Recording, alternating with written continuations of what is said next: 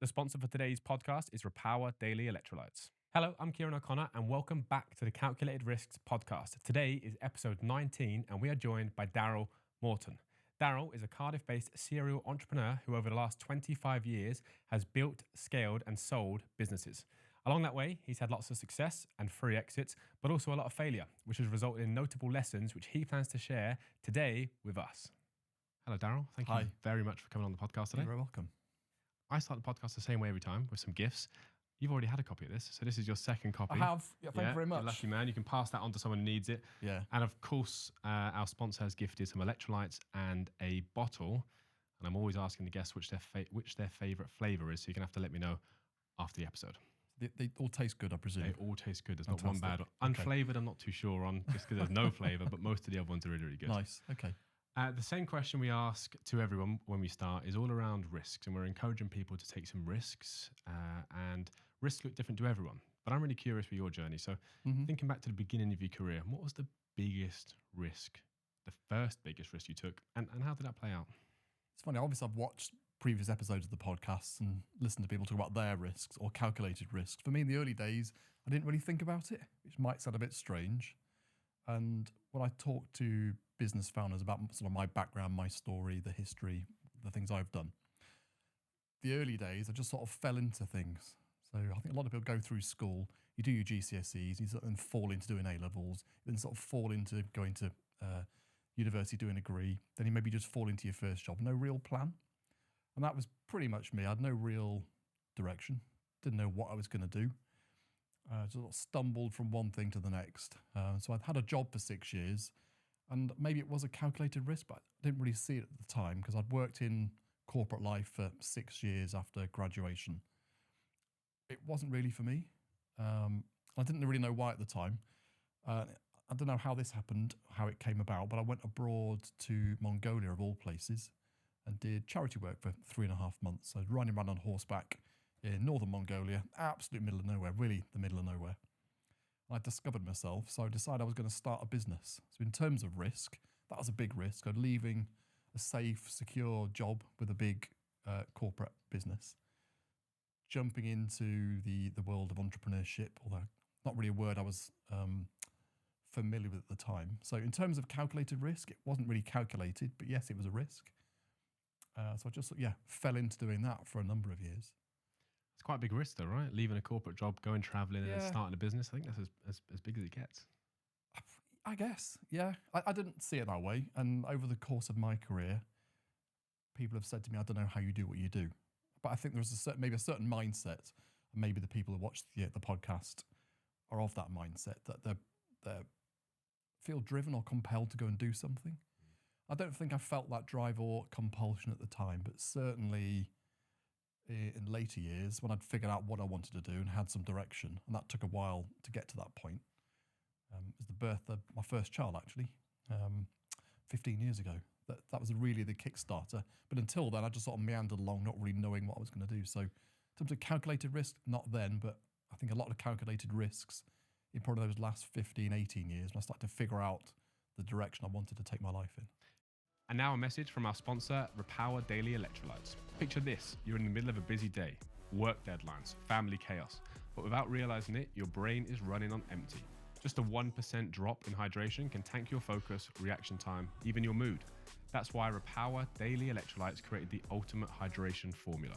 Packed with the right electrolytes your brain craves. Forget plain water. Level up your energy, sharpen your mind, and feel alive again. Stay sharp, stay strong, and hydrate smarter with Repower Daily Electrolytes. And you can use our code PLACE10 to get 10% off your first order. So would you say, after you've taken that risk, which you maybe didn't think was a risk, and you start building up some self-esteem, if you like, or some confidence that, I can do this, I can build, I can, almost create a journey for myself. Do you think your risk tolerance increased over time? And where's the risk tolerance now? Risk tolerance over time certainly has increased. And I think you go through cycles or fluctuations. So a bit of like a wave type effect. So at certain times, I think your tolerance of risk is a lot higher. Maybe things have been going well. Maybe you've got lots of supportive people around you.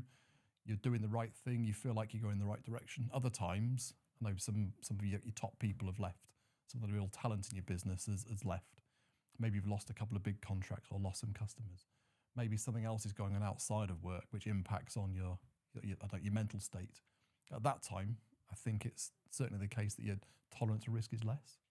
And I've never really viewed business in isolation. I think, knowing you as I do, I think you're the same, that it's life. You look at everything. So you're big into sort of mental awareness, about thinking about and having a very planned journey. You're big into health and keeping fit. So keep the mind fit, keep the body fit, allows you to perform at the top level. So I think those things all feed into it. And having stable home life, having great friends and going and doing social stuff, running a marathon, all those sorts of things, all contributes to being in the right state of mind to accept higher risk. It's a really good answer. I like that. Cool. Okay. I'm fascinated by people's decision making when it comes to taking a risk. The more I speak to people, the more I realise mine is very quick, usually maybe sometimes too quick. But I'd like to hear from you. Let's say you've got a bigger risk than usual to take, from a business perspective. What do you do and how long does it take you? Perhaps I'm in a similar stable to you, that I maybe make decisions too quickly sometimes. Sort of dive into making a decision and then, what's the phrase? Something at haste, repent at leisure. I've done that before. So I think I've learned to slow down a little bit and analyse things a little bit more rather than just jumping in straight away. And sort of taking soundings from other people who've been there and done it before, which is kind of what I do for other people now. I feel like the journey I've taken over the last 25, 26, 27 years of running my own businesses, I feel like I've learned a lot, so I can pass some of that back to other people and help them avoid some of the pitfalls that I fell down. But running into things too quickly, making decisions quickly, sometimes a really good thing. Because one of the things I often see now, so I work with a lot of startup businesses, founders, entrepreneurs, typically younger people, perhaps don't have as much experience in the world of work or corporate life or wherever, just lacking a bit of experience. So not knowing what they don't know, it's very easy to sit around and procrastinate and try and sort of plan everything to the nth degree, try and make it perfect before just getting on with it. And that's one lesson I've learned, just get on with it. That's two bits of good advice there. Just do it. It's like Nike who said that originally. Yeah, I think so. Yeah, maybe Daryl. I think I don't think it was me originally, but I really like that. Just do it. And I think that the reason I make decisions quickly is because of decision fatigue. When you sit on something for maybe days and a week goes by and you've still got that big decision on your mind. I think that weighs me down. Weighs people down more than just making a decision and going for it. I think there is a caveat to it though, which for me is important. So business is all about people. It's working with people, whether that's employees, whether it's business partners, whether it's suppliers, customers, all those people matter. So if it's a decision you're going to make, which is going to affect people's lives in a major way, like the business is starting to nosedive, I'm not going to make a decision quickly about making redundancies. It's affecting people's lives. I'm going to explore all the possibilities. So big decisions like that where people are involved, I think that's the caveat for me, where I do definitely take my time and try and think through all the various permutations before leaping. I definitely agree, actually. And you're very people focused, and I am. I think that's why we got on as well. Luckily, I haven't been in that situation just yet, so I may or may not have that to come. I'm sure I'll learn a lot. So I know you've learned a lot over your career. You're big on giving back and sharing lessons with people, but I'm really interested in the start of your journey. When me and you spoke off camera, your business started with people in an interesting way. Can you share how the business started all those years ago? The most recent business, so the safeguarding company, I'll start with that and sort of work backwards. I think that's where the most valuable lessons come from, the most recent experience. So one of the things I learned about myself over my career is I'm not great at ideas. So I've tried lots of different things, most of which haven't worked. Where I have succeeded is partnering with other people. So with the safeguarding company, I was very fortunate to be introduced to two fantastic guys who'd had a great idea. They also had the start of a route to market. So they brought some significant sort of bits of the jigsaw to help us actually on that start of that journey. I guess what I'm best at is actually putting these into play, so executing an idea. So I've been running my own small business for a long time, like fighting in the trenches day after day. You learn a lot of lessons, and sometimes you're right at the edge of the business succeeding or failing. They come from a different background, so big public sector organisation, police in fact. So Martin was chief constable, Mike assistant chief constable. That's the sort of right at the top of the tree in terms of running a police force. So very different experience that they'd had. So they didn't necessarily have that small business focus that I brought, but I certainly didn't have the input they had. So partnering with them in terms of coming back to like people, really using other people's strengths, covering up their weaknesses. They covered up my weaknesses with their strengths. And when you bring people into an organisation, so by the time we sold and exited, after about 9.5 years, we had 100 staff on the payroll. So loads of fantastic people, many of whom are still there, which I'm pleased to say. So it's finding really good people, nurturing that talent. And I never thought of myself as a people person until the pandemic, when everyone then went home and was working from home. And I realised how much I miss being in the office, working alongside people face to face. And I miss that a little bit now, actually. So doing what I do, I work from home most of the time. I get out and about, have coffee meetings, do stuff like this, go and give talks, go and sit in on board meetings for a couple of businesses. But it's that people element, which is where the enjoyment comes from, because no two people are alike, whereas businesses tend to do the same thing. You buy something, whether it's people's time or raw material, you process it somehow and you sell it on to customers who want to buy it. And most businesses follow that very, very simple pattern. So Yeah. the fundamentals are the same, but people are always different. So you can have a team of 4 people, introduce a 5th member of the team, the dynamics immediately change, and that's really interesting. It can be for the better or for worse. So sort of navigating through those people, I say problems, but issues, challenges. That's what makes it interesting. I want to stick on the topic of good people, right? We both know it's very difficult to find good people. When you do, it's great to look after them. Lots of people I speak to either have ideas or want to work hard at someone else's idea. And it's very hard to find these people and put them together, from a business perspective. So I've spoken to people who might have a technical idea, like, well, I can't find a co-founder. So you made it sound rather simple there. How where do you find the co-founders of the business? Are you asking your network, or were these like at an event or anywhere in between? It's being open to ideas. So a lot of the failures I've had are ideas that people have brought to me, or ideas I've had. And we've tried them, and for whatever reason, they just haven't worked. Maybe it's the wrong time. We didn't have the right finance. The idea wasn't very good in the first place. Wasn't executed well. So there's loads of reasons why they fail. But I've just tried lots and lots of things. Trying to always see the best in people. Trying to take people at face value and trust them right from the start. I've been burnt a few times. Some people are out there to do you over. Most people aren't. I think like 98% of people, 99% are probably true to their word and got integrity. So I work on that basis that, okay, I might get burnt occasionally. So being open to ideas and not always saying yes, but saying yes a lot of the time, evaluating it, maybe making a quick decision sometimes, and jumping in and getting on with it and trying to find a way to actually prove that something's going to work quite quickly. And if it's not, get it off. No point like feeding good money after bad if something is never going to work. Yeah. So change direction, maybe redraft the plan, maybe kill it off altogether. So don't be afraid to say yes to an opportunity if you think there's potential, but then equally, if the opportunity isn't working, cut it short, and that's not a bad thing to do. It comes back to the title of your podcast, Calculated Risks. It's about taking calculated risks.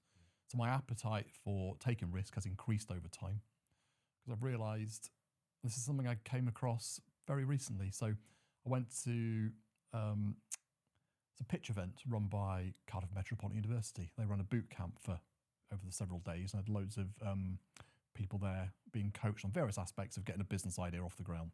So I went along to listen to the ideas and give them some feedback from my perspective.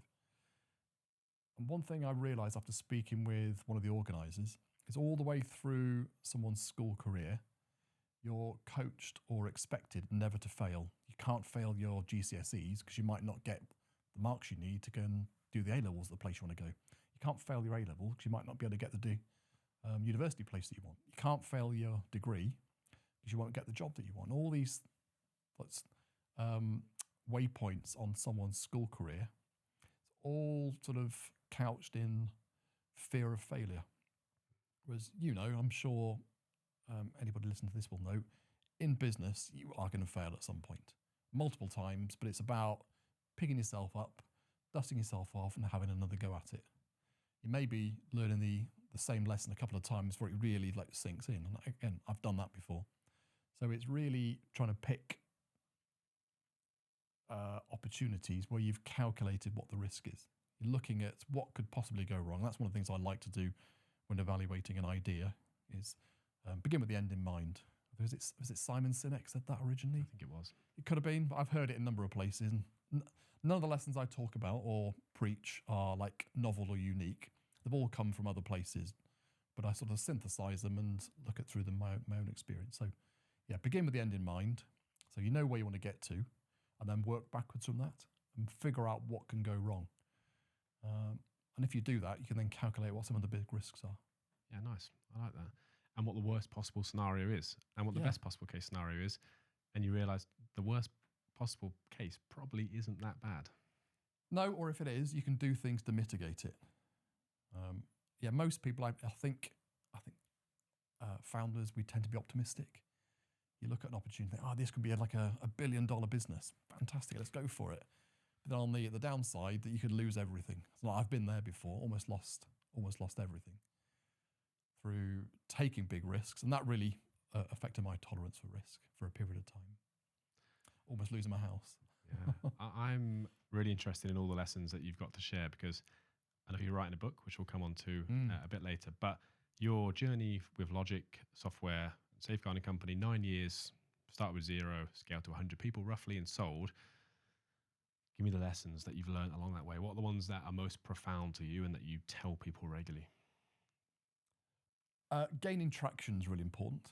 Again, a lot of the lessons I talk about are just like blindingly obvious, but I go into businesses all the time and people aren't necessarily aware of these things, or if they are, they want to bury their head in the sand and focus on something else. So gaining traction as quickly as possible to prove that the idea is viable or not, and also to get some revenue through the door, also to build some credibility. So if you're looking to raise investment, if you've got traction, if you've got paying customers, and there's a pipeline there, then investors are much more likely to be interested to help you get to the next level. I'm going to ask a very basic question. Okay. So gaining traction, most people will know what that means, but how exactly is the best way, or the best couple of ways to gain traction? Let's imagine someone out there is very early stages, think the product is great. They've built it. They've never spoken to a customer though. How do they do it? Numerous different ways. I don't think there's a one-size-fits-all answer for it, but just trying out as many different routes to market as possible. So it might be ringing some people, actually getting on the phone and speaking to some people. It might be sending some emails out. It might be getting on LinkedIn. It might be walking around the streets with a sandwich board over you, advertising what you do. It might be taking a sign out on the motorway, like a big billboard or something. So numerous different ways. The whole marketing mix. I think it depends what's appropriate for any particular type of business. To stay on that, do you think founders are good at that area of the business? Some of these are very, you already answered. I'm smiling because that was the second point I was going to come on after traction, actually. Yeah. There's another book, which I often recommend, which is called The E-Myth Revisited. It's a wonderful book. By Michael Gerber. Yeah. There's a couple of really big takeaways from that, which is a lot of founders are what you call technicians, meaning that they've got some sort of deep technical skill, whether that be as a baker, it might be as a doctor, it might be as a software developer, it might be, a street cleaner, anything at all, where someone's actually been hands-on doing a job, they've developed expertise in actually doing the job. A lot of founders, I think, come from that area because they've spotted a niche. So there might be a doctor and they've spotted a niche that there's missing bit of software in this part of the referral chain from GPs to the hospital. They can insert some technology here and they've got a great idea. So they come at it from this sort of technical point of view. And because most of us, and myself included, although it's been a long time since I've been on the tools, in terms of software development, a long, long time, most of us revert back to doing the job that we started off doing. So if you're a software developer, you don't want to go and do any sales because you've got to talk to some people. You want to do marketing. It's a bit fluffy. You don't want to go and do any business administration. You want to set processes up because that's not what excites a software developer. It's about writing good code. It's about developing some fantastic system. It's about the architecture of it. It's about the tool set that you're using. So people gravitate back to what they know best. and neglect the bits which are going to grow the business. So I think very few people, I haven't come across many at all, who've come from maybe a sales or marketing background, who've had an idea and then done something with it and brought in maybe the technical people, the technicians who actually then do that work. Yeah. So that's a real issue. I love that book.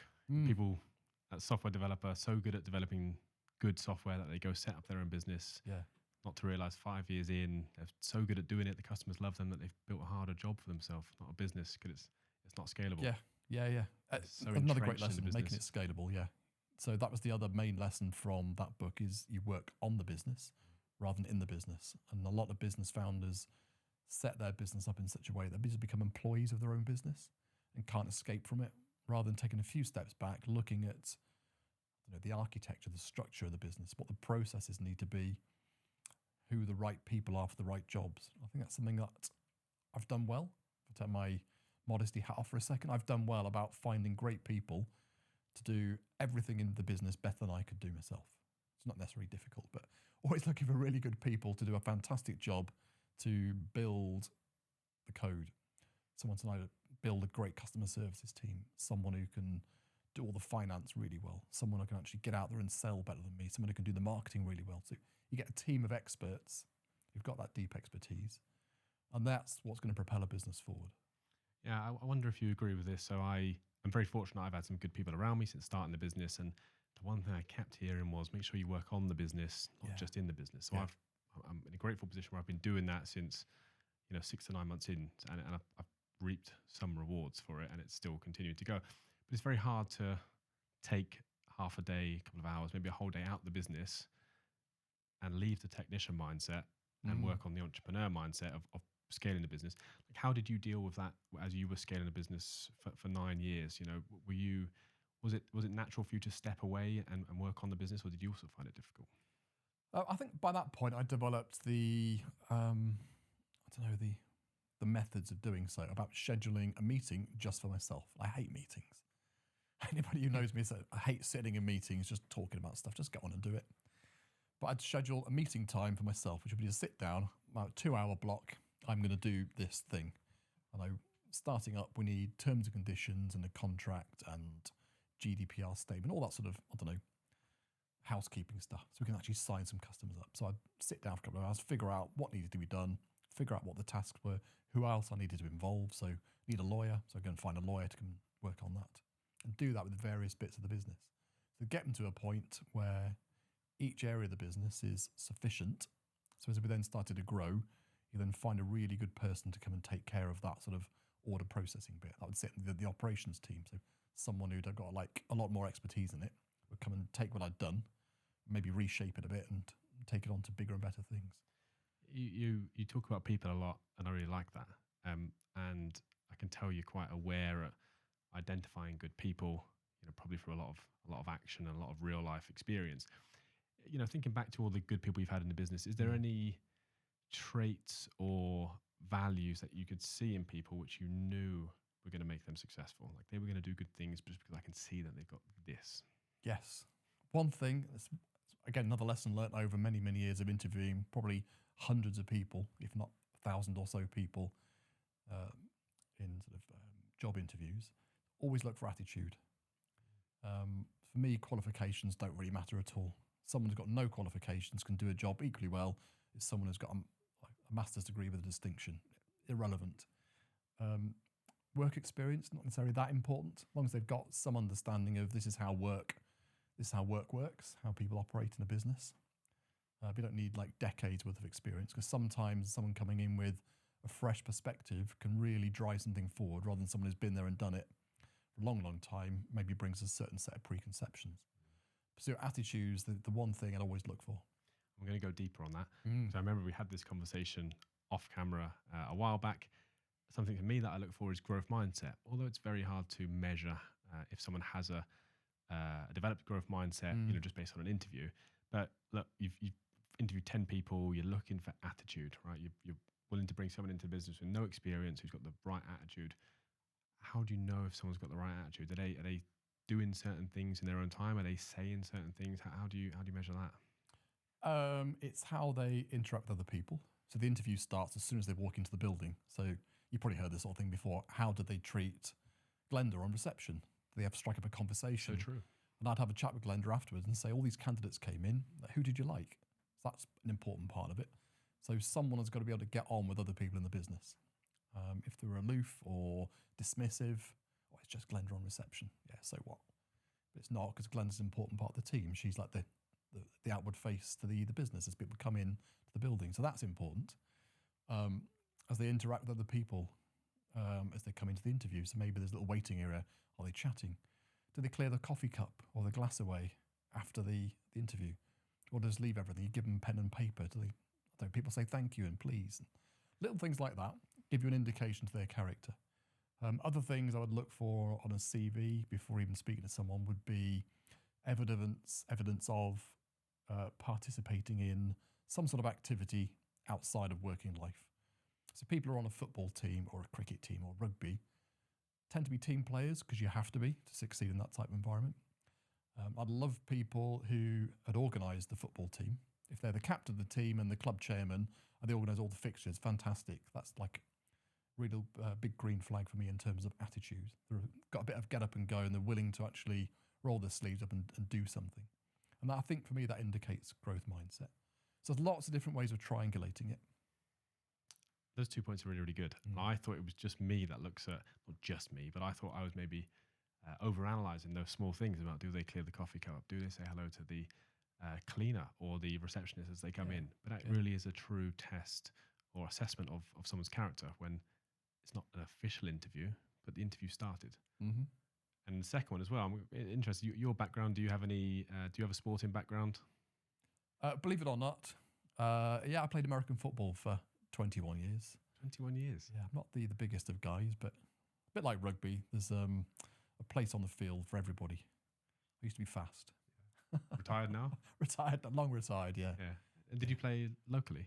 I played in Llanharan for the South Wales Warriors for a number of years. Before that, so I was up in Manchester, so I played for Stockport and Trafford. Played a little bit at university. Represented Great Britain on a tour of Germany, so we played 2 teams in Germany.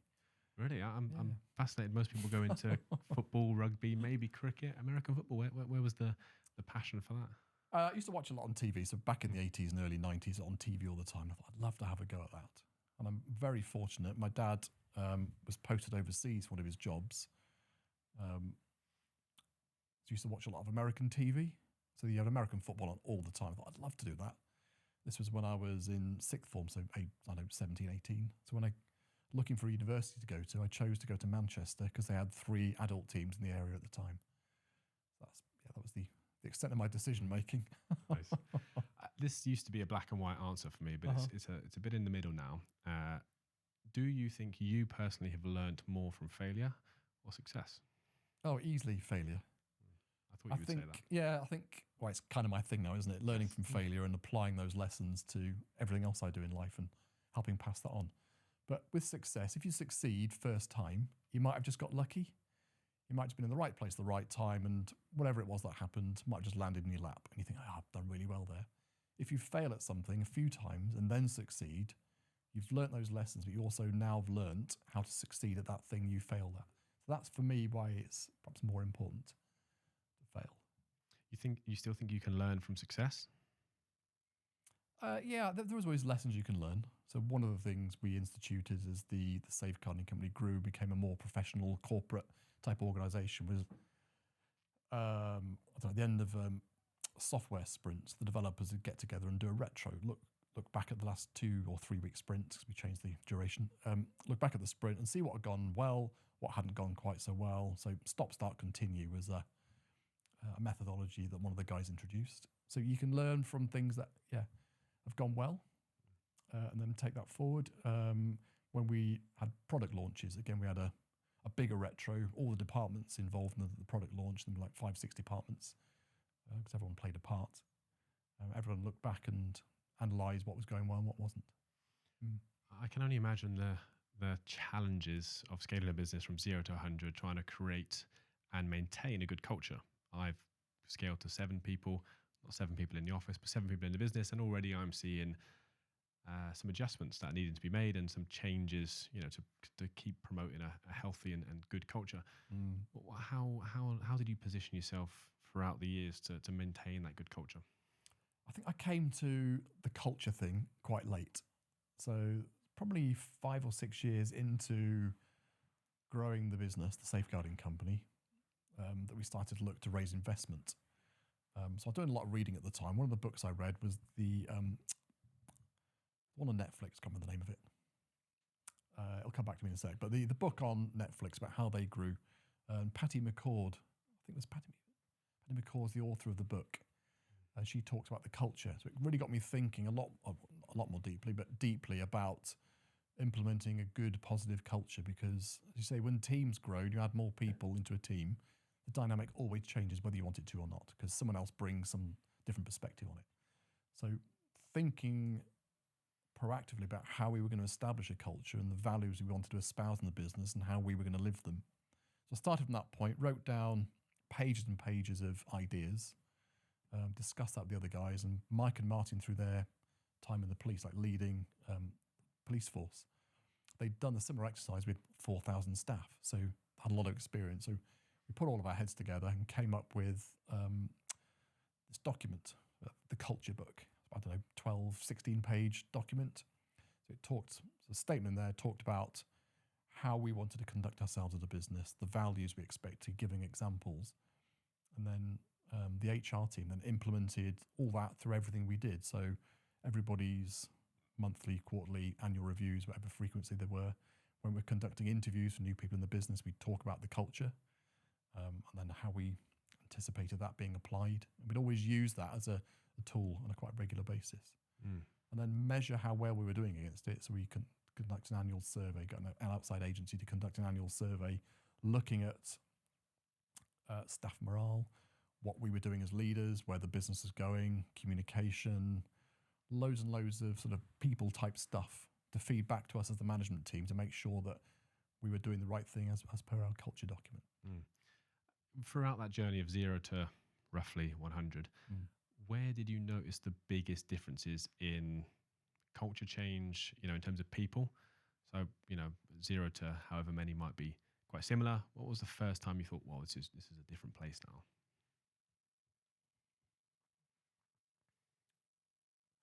Probably around, I don't know, the 15, 20 employee mark. Until that point, we were all involved in everything all the time.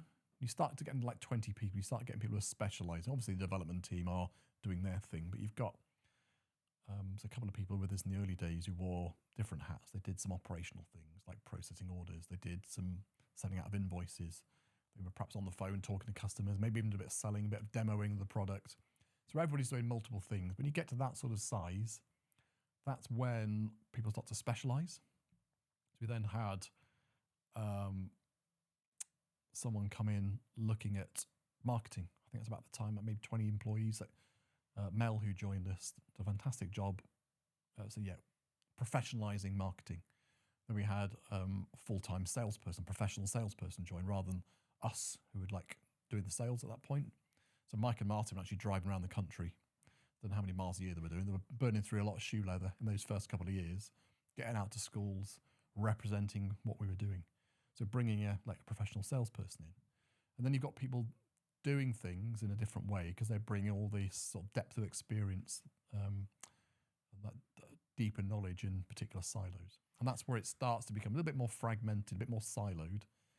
And that's when I started to implement monthly meetings. Just get everyone together and say, this is what we've done this month, this is what we're planning to do next month, this are the things that have gone well. Looking at celebrating some individual successes that people had, just trying to bring it all back together to be a bit more of a cohesive unit. I've got a favourite podcast at the minute, apart from mine, obviously. My First Million. It's about two tech entrepreneurs. They've never had a job. They're from America. They both sold their companies. I think one sold to HubSpot. Yeah. And someone sold to another. And they talk about being a Swiss Army knife. Everyone from 0 to 50, they say in America. Okay. It's a bit different. Yeah. Swiss Army knife, where you need to be able to do a bit of everything, or at least willing to do a bit of everything. And everyone is good at everything, like a generalist rather than a specialist. And, and you say from 20 onwards is when realistically you might be able to look. Yeah. And what about for you as the business grew personally? You know, imagine you were the CEO. I'm not sure when you were CEO actually, but when did you realize I'm stepping away from any sort of day to day here and I'm maybe a bit detached, if you like, not in a negative way, but detached from the business and just looking at strategy and operation? At what point of the business did you feel like, yeah, that? Yeah, it's the latter years. As a difficult transition because I'd always been hands-on, always been in the business as well as working on it. But this business was quite different. So my previous business, Logic Software, we got to 25 staff, I think.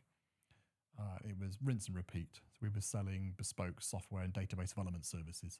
So go and find a client, understand what their problem was. We build some software, ship it, then provide some ongoing support. Go and find the next project. So rinse and repeat. Whereas the safeguarding company was scaling, I think, in a lot of ways similar to when people talk scaling businesses, like SaaS type businesses. It was very much more like that. So that transition from being frontline, so me sending some invoices out, me picking up the phone, talking to customers, me doing the occasional demo, then moving a couple of steps back from that and having a team of people doing all those things. And I'm not a manager. I'm really not. Like running meetings and doing monthly reviews for people and stuff like that. That's not me, just admin stuff. So learning to do some of those things, learning to be a manager, which wasn't really me. I'm much more comfortable doing the strategy. And over the course of that 9-10 year period, I moved much more towards specializing in product development, product strategy. So my role after we received the investment, I became CTO. Until that point, I don't know what my title was. I think we're all just doing a bit of everything still. So yeah, I specialised, became CTO, and latterly CPO as in Chief Product Officer, and focusing on that because that's where we were going to make ourselves different to our competitors.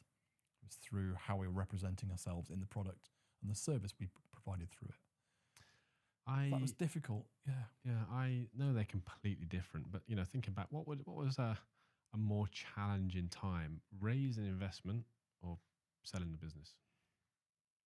For me, it was selling the business. It was those last couple of years, we knew that we were going to sell. Mike and Martin, quite a bit older than me, they wanted to retire. So it was always the plan, raise investment, 3-year plan, and then sell. I think it was about 3.5, 4 years in the end, but we pretty much achieved that time scale. So looking at one eye on the exit door.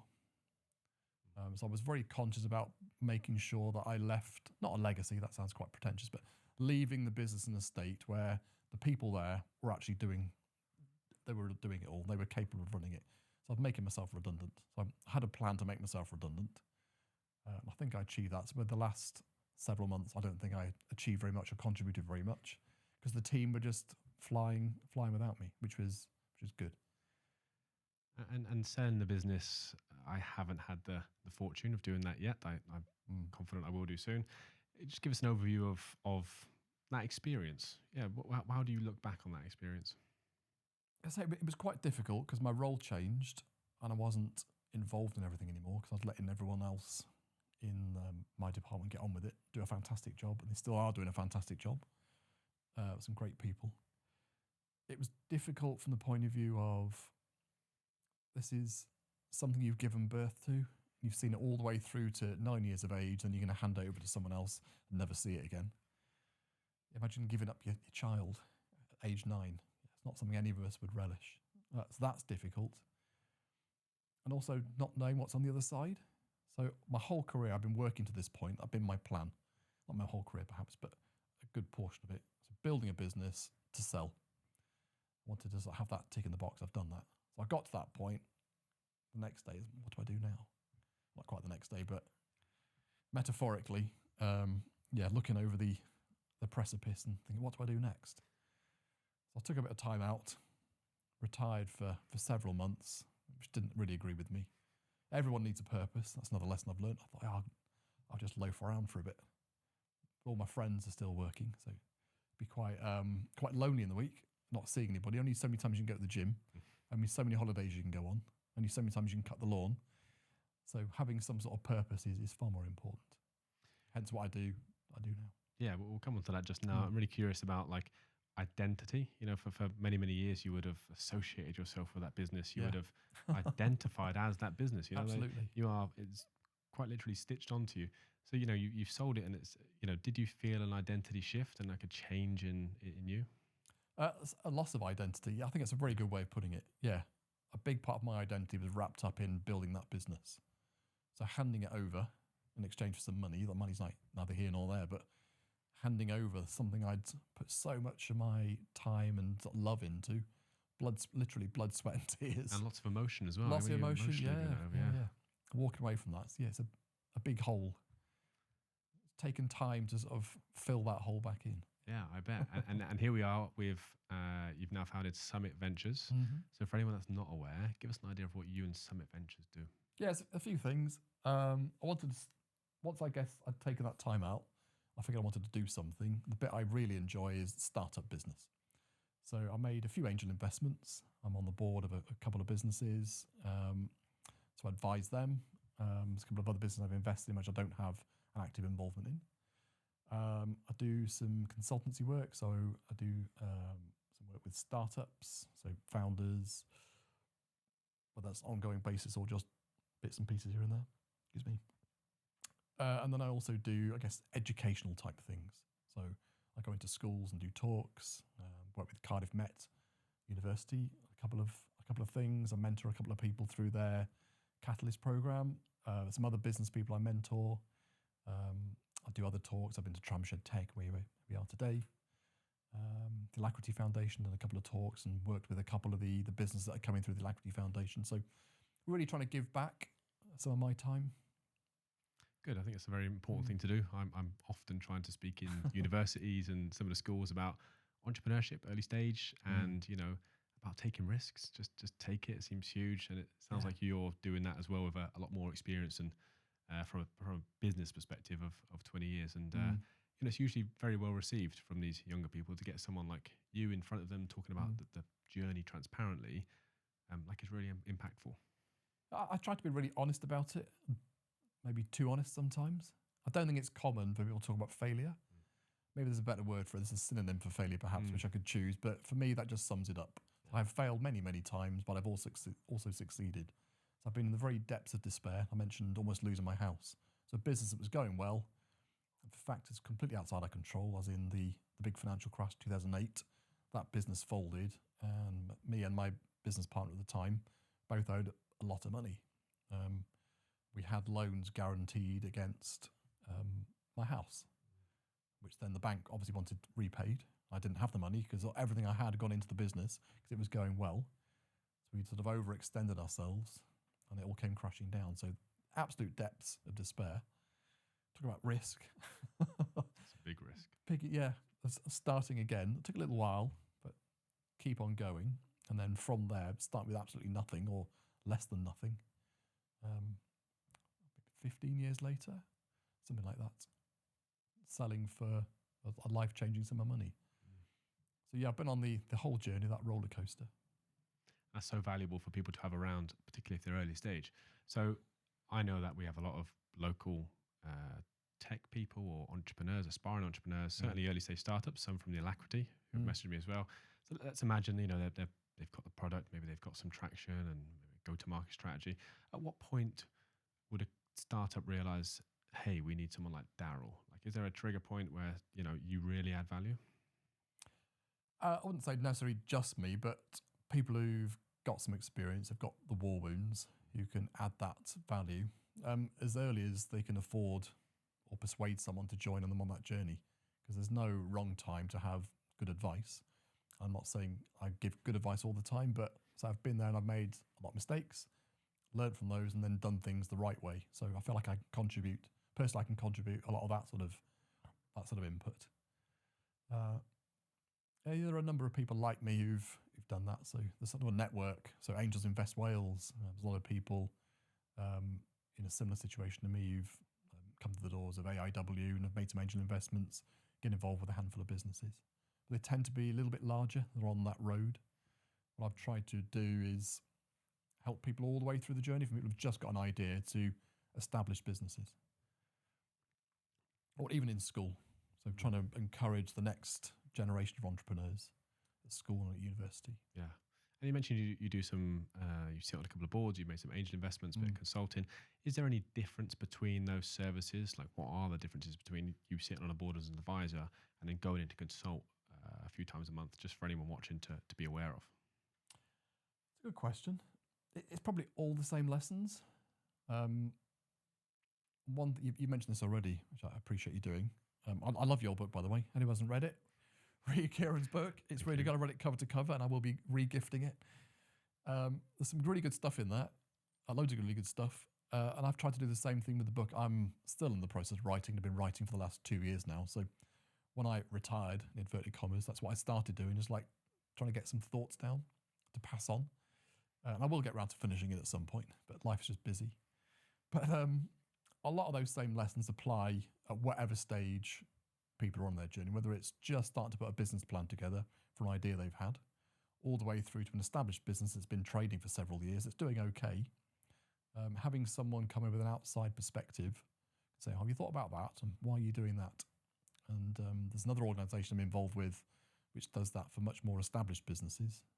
So multi-million turnover perhaps, that have reached a certain stage but maybe aren't growing as quickly as they'd like. There's a group of consultants I'm working alongside who go into those businesses and provide some outside perspective. Yeah. And sometimes it's just changing one or two things, but when you're in the thick of it, so when you're in the forest, you can't, when you're right in front of a tree, you can't see the forest, can you? I'm not going to be able to remember the quote, but there's a certain quote where it's some intelligent person learns from their own lessons, something like that, but wisdom is learning through other people's lessons. And I think it's so valuable. I'm going to have to share that quote after because I didn't do that justice. Yeah, look it up. But that's really stuck with me over the years. And I keep hearing the same things from people. I keep hearing the same advice. For one example, people keep saying, like, I wish I'd enjoyed the early years more. Like, I wish I was maybe a bit easier on myself and, just enjoyed the journey. I'm like 10 years in now, and that was so long ago. I'm like, okay, I've heard that 3 or 4 times. I'll just implement that now. I'll just take that bit of advice now. And a lot of what you say has really resonated with me. And I kind of take that on board and just say, right, with your success, if you're saying that, and I hope this is what other people do as well, if that's one of the biggest lessons that you're passing on, just implement it. Just take it on board. It's the folly of youth, isn't it? And I was exactly like this on my start of my journey. I flirted with the idea of getting some non-execs in, but am I going to pay that money? What are they going to teach me that I can't figure out for myself? But it's when you get into certain situations that you shouldn't necessarily been in. Because if they've been in a board meeting, you're saying, we're going to go and run this marketing campaign. It's going to do this, this, and this. They might go, you've thought about just changing that one thing there. It's just those little, not even throwaway remarks, but little nuggets of wisdom. Nuggets of wisdom that come up in general conversation. I feel like I have these sort of conversations every meeting I have with business founders, business owners. You don't know what you don't know. And someone who has been there and done it, they do know those things and they can impart that wisdom. Even if they don't know, they know that themselves. That's a complete change of perspective because you're sometimes so dialed into the business, looking like this. And one comment like that's happened to me. One comment from one of the non-execs that we've got, I'm like, I didn't think of that. And that's such a good option. And when I finally did get a non-exec, it was transformative. So again, didn't immediately see the value, but over the course of working together for the first 6-12 months, you start to see that real value come through, just helping you reach the right decisions. You don't know that it's happening sometimes, only afterwards you think, yeah, that's what they were trying to get us to do. Yeah, so I've looked back with a lot of fond memories. A chap called Glyn, who's local, really helped us. Good. I want to stay on the book topic for a minute because I know how hard it is to write a book and self-publish a book, and pretty costly as well, both from a financial perspective and a time investment perspective. Give me an idea of the structure of the book. What's the idea? Yeah, so it wasn't really ever going to be like a narrative. I think the thing that I realised was there's lots of little nuggets that I've learned over time. So I decided the structure of the book would be lots of different lessons. So each chapter is a lesson. Some sort of snappy heading, like how do you eat an elephant is one example. That story is only about half a page long. The answer in very, very short ways, one bite at a time. The lesson is don't take on more than you can, don't bite off more than you can chew to start off with. So there's lots and lots of lessons. So the structure is a chapter on each individual topic, a chapter being half a page to maybe 4 or 5 pages. And I've tried to insert then examples of things that I've learned through my career. Because a lot of these lessons aren't necessarily unique or new, but by putting them all together into one place, and there is a bit of a thread that runs through it as well. I'm trying to make it humorous. I'm trying not to be too serious, don't take life too seriously. It's hard to get the tone right. It really is. Yeah. We need this book though. I will 100% be reading this book. I'm looking forward to it. And we're going to put you on the spot and get a release date. Oh, no, I don't know. Just to get on with it, don't I? Get on with it. There's too many other things. What's the hardest thing you're finding about writing the book? Most people say the same thing. Probably the motivation. Is that what they say? Yeah, most people I asked, I really want to write a book. I really do. I said, okay, what's the one thing? Finding the time. I just can't sit down and write. I had that problem as well. It's really, really tough. So I know exactly how you're feeling. Motivation all time. Yeah. Yeah. It's motivation for me. I can find the time. So I went away on holiday for a week. I'm going to go away, take my laptop with me and sit there and write for the week. I think I wrote one single chapter. It was about a page long that whole week. So yeah, there's more like fantastic water sports to do. So I was out on the beach. Yeah, maybe holidays a bit of a difficult place. It's not the right place to do it. Yeah. So with some of these startups that you're working with now, is there any common themes that you've seen across the teams from a people perspective, from a product perspective? What's a couple of things that you've seen which most people can take away from this conversation and think, we need to look at that?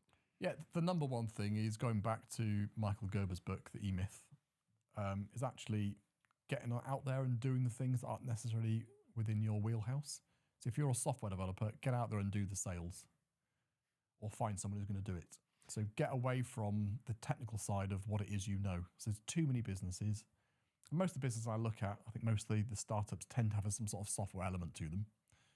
So tend to be techie people, more or less, generalizing now. But rather than actually focusing on go-to-market strategy or getting out there and running some sort of marketing campaign or whatever it is to start generating some sales, get some money through the door, think, that's a bit difficult. I'll go and build another feature. I'll go and build another feature and another feature. Let's reinvent this feature, or let's re-architect our deployment pipeline and hope people notice. We built it, and therefore they will come. Yeah. It's not the field of dreams. Yeah. I can imagine the reaction of a software developer from what you just said. Stop developing code, go sell. I'm thinking, no, I can't possibly do that. I mean, this might be a bit of a challenging one, but my brain's going as we're thinking. What sort of advice can you give to someone who's an expert or very skilled in one area, either sales, marketing, or tech, software developer, to then have the confidence to go into different areas and just try? That's where the team comes in. So it's something else I've learned. It can be a very lonely place being the sole entrepreneur. I function better in a team. So surrounding yourself with good people, whether that's co-founders or some people who are joining you on the journey for whatever reason motivates them, but finding some people who are going to join you and participate on that journey to where you want to get to. So if you are that software developer who's had a great idea, you've got a great product, but you don't know really how to take it to market or not comfortable doing it, go and find someone who is. And maybe you've got to give up some equity in the business to do that, or maybe you've got to spend some money to pay them. Either way, you're ideally buying in the success factor. It's something else that's going to, it's a lever you can pull that's going to propel the business forward. Because without it, if you're just building more features, they're not going to come.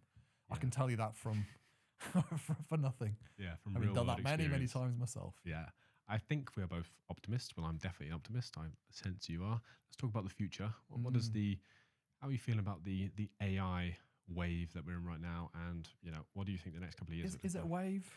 It's certainly an overwhelming feeling of AI everywhere, and I feel like it's a tsunami of AI. And tsunami of people talking about AI. Yes, yeah. So yeah, how two parts? How do you feel about it right now, and what do you think the next couple of years are like? So I guess a disclaimer first of all, I'm not fully immersed in it. I've dabbled my toes in the water of AI. Whether there's a tsunami in the horizon coming, possibly. I do find that a lot of people are talking about it. In every pitch deck that I review, it says we're an AI this or an AI that, or we are, selling cakes, but we're making them using AI. Like everybody's like levering AI in there somewhere. It's like the new blockchain. There's like these crazies or these fads come along every few years. And it seems like at the moment, because I've not seen much evidence of people using AI very effectively, It'd be great if people send me some examples, but people are talking about it. And I think just using ChatGPT to write an article for you is not really using AI, properly harnessing it to drive your business forward. So yeah, I've not seen very many compelling uses of AI just yet. I'm sure they're out there. Seems to be everywhere though, right? Everyone's saying Everyone's talking about it. AI this, especially in my industry, sales and recruitment and outbound, like go to market. There's an AI tool for this. This is automated. You can alleviate this. AI SDRs. There is now AI robots, if you like, not people, calling people and having full-blown conversations. This is happening right now. Okay. I'm not yet to receive any. Is it effective though? Personally, as a people-focused person, I cannot think it is. There is no way. No. Maybe I'm thinking with my head on my shoulders, which obviously would, that if an AI automated robot called me, I wouldn't be interested in having that conversation. Absolutely not. No. Would you? No. No, so I struggle to think how that's scalable. I really do. But it's going to be an interesting next couple of years. I think maybe the route to AI becoming successful and becoming embedded in business is lots of small applications, just here and there. So everyone uses ChatGPT in some capacity, don't they? Yeah. So maybe it's like this creeping improvement, like a gentle evolution rather than a big bang. I think what I'm hearing is AI is going to be a big bang, but we've been talking about it for a couple of years now. We were talking about AI when I was at the safeguarding company, and that was 2.5 years ago. I've not seen anything in that time that's really been earth-shattering. Yes, it's out there and it's being used for some things, but yeah, that big earth-shattering use case is yet to come. This will date well, won't it? Yeah, I can't wait to look back on this. Yeah. Well, one of my final questions is from an investor's perspective, because you've just said you review pitch decks. What are you looking at when you receive a pitch deck?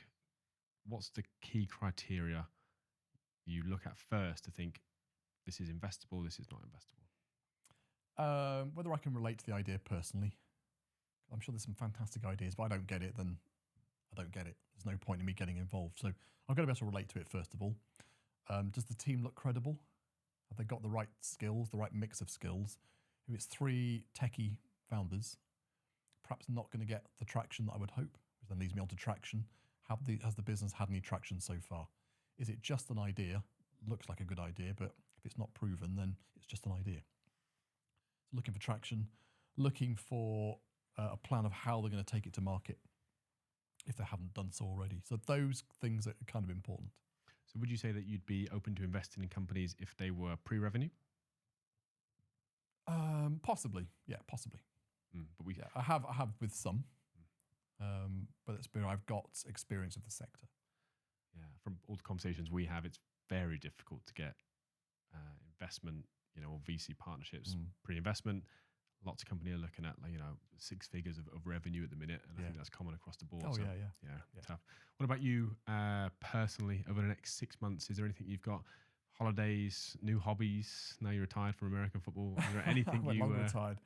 apart from the book, apart from finishing the book, anything else? Finishing the book, yeah. I'm taking the kids away for summer, as I think a lot of people will be doing this time of year. What else am I doing? There's another business which I can't really talk about just yet. It's all very secret squirrel. But I've sort of, as a business founder or an entrepreneur, whatever the phrase you want to use, you never really scratch that itch. So most of those 25 years, I've been right at the leading edge of this is what we're going to do, go off in this direction. Retired for several months, up to a year, then came back and work in this advisory capacity. It's not really fulfilling, not really scratching that itch for me. So there's another business that I'm looking to get involved with right at the sharp end of things again. But say it's still under wraps, so I can't talk about it too much. Cool. Maybe on episode 2. Maybe episode 2, yeah. I guess my final part 2. Part 2, yeah. Final question. I know what I'd be thinking if I've watched this whole episode. How do I work with Daryl? So number 1, have you got any space to take on new clients at the minute? And then secondly, how do people get in touch with you? Best way to get a hold of me is through LinkedIn. Look me up on LinkedIn, hook up on there. For anybody who's raising investment at the moment, I'm not looking to deploy any more funds just yet, so no more pitch decks, please. Anybody's looking for something a bit more substantial in terms of advice, yeah, happy to talk to people. Whether they end up working with me or working with someone else. So there's a network of other people that I can refer people onto if I am too busy, but I do have some space at the moment. Yeah. Sounds good. So that's Darryl Morton on LinkedIn for Darryl anyone Morton else on LinkedIn. I think I'm the only one. Yeah. I think there's a couple of guys in the US with the same name. I Oh, think I'm the only one in the UK-based UK. Yeah. Nice. It's been an absolute pleasure speaking to you today, and Cheers, Kieran. I know there's been lots of value for people to take away. So thanks for coming on. I hope so. Yeah. Good stuff. Appreciate Thank you.